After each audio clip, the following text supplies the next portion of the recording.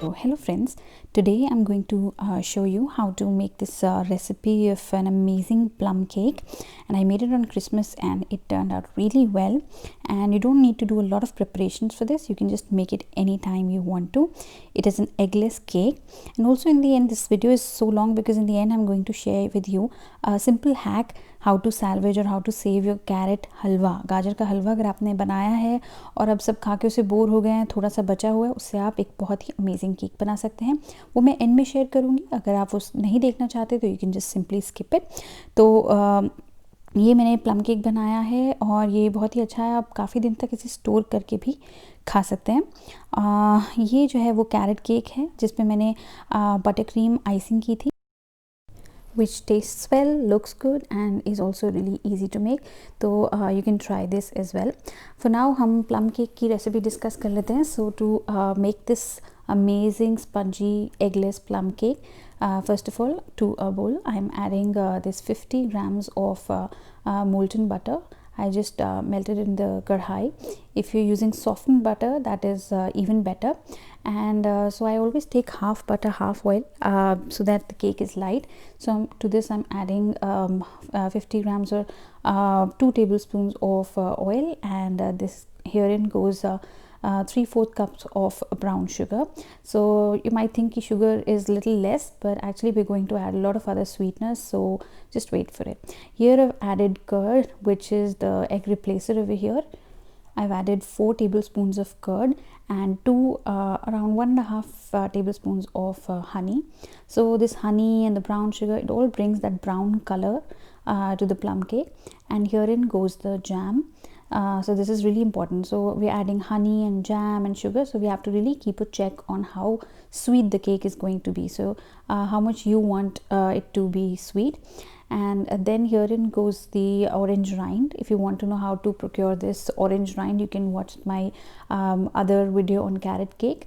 So orange zest or orange rind I've added, and then herein goes the vanilla essence, 6 to 7 drops. So just don't get intimidated by the number of flavors I'm adding. You can add as many as you want, but this orange juice of 1 full orange or kinnu, this is really important. And I've made plum cake earlier. If you soak the nuts and the raisins in this orange juice for like 1 day or 2 days and keep it in the fridge, the results are even better. Okay, so here I'm taking 2 cups of maida or all-purpose flour with 2 tablespoons of suji. Suji is optional, of course, and 1 to 2 pinch of salt. Always add your salt with pinch and not with the spoon. This was the baking soda and baking powder that I showed you, which I like to add in the end. Herein goes 1 teaspoon of cinnamon powder and 1 teaspoon of coffee powder. Coffee powder is again optional. And now in parts I'm going to add the liquid ingredients to the dry ingredients and slowly whisk it, and eventually this is the ribbon consistency that you will get. Then I'm going to add the handful of these nuts and raisins and chia seeds. You can add whatever you like. I also added some tutti frutti. If you have it, good, otherwise it's okay. And if you soak these in orange juice for a day or 2, the results are even better. Here I'm adding some sesame seeds because I had them and I just saw them, and this I've kept a few nuts and raisins aside to garnish, to decorate the cake in the end. Now in the end I added the baking soda. So I added 1 teaspoon of baking soda and 2 teaspoons of baking powder and gave it a whisk. And then so here I'm adding the baking soda and the baking powder, 1 teaspoon baking soda and 2 teaspoon baking powder. And I've oiled my silicone mold. If you're using an aluminum mold, do use a parchment paper and some flour, either of the two. And now because it's a silicone mold, the cake really comes out very easily. And now I have just filled the mold, and I am going to keep it in a preheated oven. I've preheated it at 180 degrees for 10 minutes. And now, just so that if there's any bubble, it comes out. There was some extra batter that was left, so I also used an aluminium mold for the rest of the batter, and here the cake is out. You might think it's a little burnt from the sides, but I like that crunch. You can see, I mean, Now when you put the stick or a knife in the center, it should come out clean, so your cake is done. Now also to moisten it a little bit, this is, I just couldn't resist eating the or tasting the cake. It came out really well. This is the cake that was made in the smaller portion in the aluminium mold. Now the next thing, to make the cake a little more moist, especially because the sides are a little dry, I'm just poking holes with the help of a toothpick, and now I am just drizzling some milk. I haven't added any more sugar in the milk. It's not a sugar syrup, and so that I don't want my cake to be even more sweet. So you can use a spoon or a spatula like that. And now I'm going to make the icing. So here I've used 1 tablespoon cocoa powder and 1 tablespoon of powdered sugar, and I'm adding some cream, light cream, and I'm giving it a nice mix till it gets at least some soft peaks. And then I'm going to so all this icing thing is definitely optional. It just makes your cake look prettier, and you can adjust the sugar. So if your cake is already too sweet, you can just skip the icing part. If your cake is a little less sweet, because I wanted to do this icing, I also didn't add any sugar in the milk.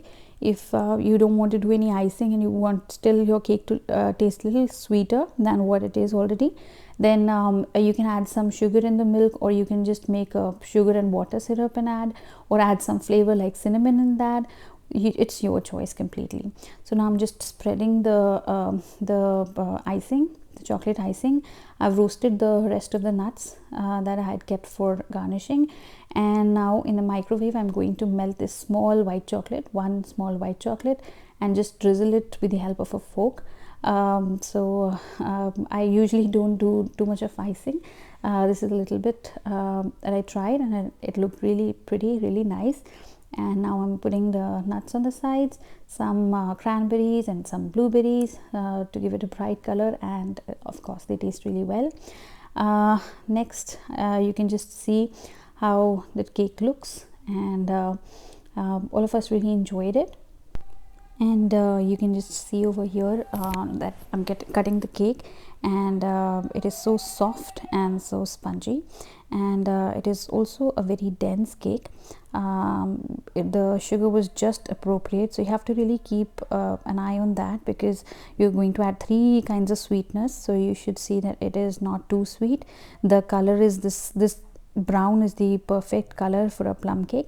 So these are 2 or 3 things that make a plum cake really appreciable, and everybody loves it. Just a small amount of icing, and here my dad just sneaked some cake. He doesn't like cakes, but yeah, he really loved this one, and it looked so pretty, it tasted so good, so definitely give it a try. And here now let's talk about this carrot cake. So this is the carrot gajar ka halwa that was left, and everybody got bored of it. So I just took equal amount of maida or all-purpose flour. You can also use atta, like I showed in the last video where I made carrot cake. And then I'm adding some orange juice and orange rind, a little bit of salt, that is 1 pinch of salt, and 1 teaspoon cinnamon powder, and 2 teaspoon chia seeds, and some baking soda, baking powder that I'm going to add in the end. So now I'm going to give it a mix. So basically, even if you don't add these orange rind, the chia seed, etc., it's all your choice what more flavors you want to add, because anyways in the gajar ka halwa you've added a lot of flavors that you like cardamom powder and all that. So this is totally optional. Basic things that you would require is maida, some curd, and some baking powder and baking soda. Other things are completely optional, the orange juice and everything. Now here I've added 1 teaspoon of baking powder and half a teaspoon of baking soda. I've lined the aluminium mold and just poured the batter into it, took out the air bubbles by tapping it, and in the oven it took around 30 minutes, and the knife is coming out clean, as you can see. So the cake is done. I kept in the fridge and took it out after 1 hour, and then I leveled it. Now I'm making the buttercream icing. First of all, whisking the butter, 50 grams of butter, and 2 tablespoons of cream cheese that I had at my home, and around 2 to 3 tablespoons of sugar, powdered sugar. It should be castor sugar, otherwise it doesn't dissolve in this cold, And once it is done, it is fluffy and frothy, and now I'm just trying to decorate the cake as much as I could. And here because it was an orange and carrot cake, I had put a lot of orange rind and orange juice, so the taste was of both the things. So this is how I decorated it. For the piping bag, I used that milk sachet that comes at home. And here it is done. It looked really pretty, it tasted very well, and it was an eggless cake. Everybody enjoyed it, and with this minimal icing, it wasn't too sweet also. And I saved my gajar ka halwa in the end. And yeah, so you can also try it. It's really easy. Don't get intimidated by the number of items that I use. You can just use whatever you like, and definitely try this plum cake. It is amazing. Just don't wait for Christmas or winter holidays. You can just make it anytime. You don't need to wait for a month. You don't need rum, you don't need vinegar, anything like that. Simple ingredients, and it tastes so good. So if you like it, do give it a thumbs up, and do subscribe to my channel. See you next time. Bye bye.